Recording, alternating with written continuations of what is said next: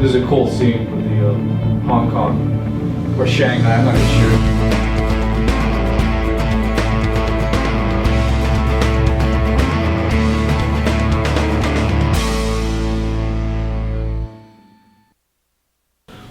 We're showing this pause shot on a ST-130 Stewart Visionary Electric.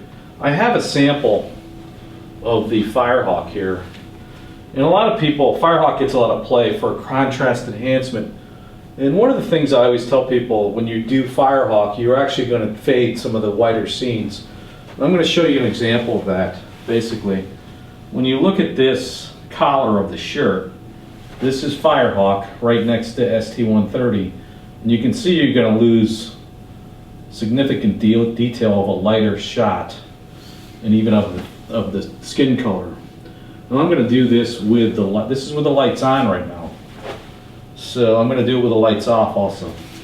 Okay, I'm showing this again, Firehawk and ST-130 with the lights off. So you're seeing how it darkens the screen underneath it. I mean, as you go around, the detail of Firehawk versus ST-130 is you can see it so obviously. That's why I prefer to suggest ST-130 with today's projectors. Contrast is not really a problem. So, in my humble opinion, I would go with ST-130 over Firehawk G3 in most situations. Here's Ultramatte 150. Now this is even going to look a little brighter than ST-130. And we've been recommending Ultramatte 150 if you're pretty much dead on the screen like most home theaters. You don't get a lot of hot spotting when you only have a 100 inches wide screen and a 100-inch wide row of seats. So this even shows a little bit of a, I'm going to keep it still on his mouth, and you can see it slightly brightens the screen. And this is good for 3D viewing. 3D has a tendency to turn the lights down on your projector. The collar again, and you can see it slightly picks up the light output on 150.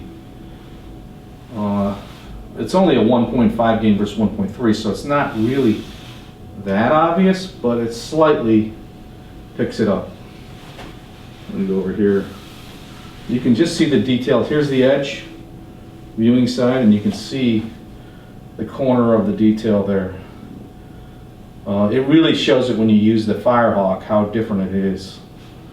And that kind of gets the point across on different gains, on what it can do for your home theater. See, it says Ultramatte 150 in the corner. This is a sample by Stewart. It's fairly thick and heavy duty.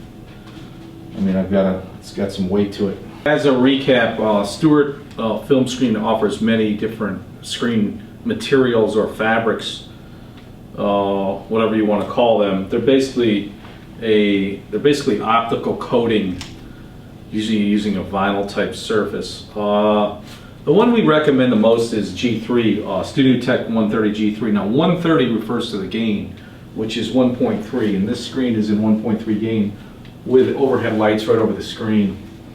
You can see it has some really good brightness. The other screen that we recommend sometimes would be the Firehawk G3. And that's where situations where people are having a lot of scattered light problems and they're getting reflection off the screen. I still think Firehawk G3 was made for improving contrast on projectors versus dealing with light. So I tend to have a tendency to not recommend Firehawk G3 for most situations. And we do have a demo on our website also on Firehawk G3. It still shows a bright image, but when you look at it in comparison, like I showed, the ST-130 definitely outshines the brightness. And the last fabric we recommend for people that like to view a lot of 3D or bright, want 50% brightness, the Ultramatte 150 is 50% brighter than a 1.0 gain screen, and it's a heavy duty material, and it does give you a little bit of a punch off of the ST-130, but you will lose some angle of view as you go up to a 1.5 gain screen. So I wouldn't recommend it for a really wide theater, but maybe some more of a narrow theater where you only have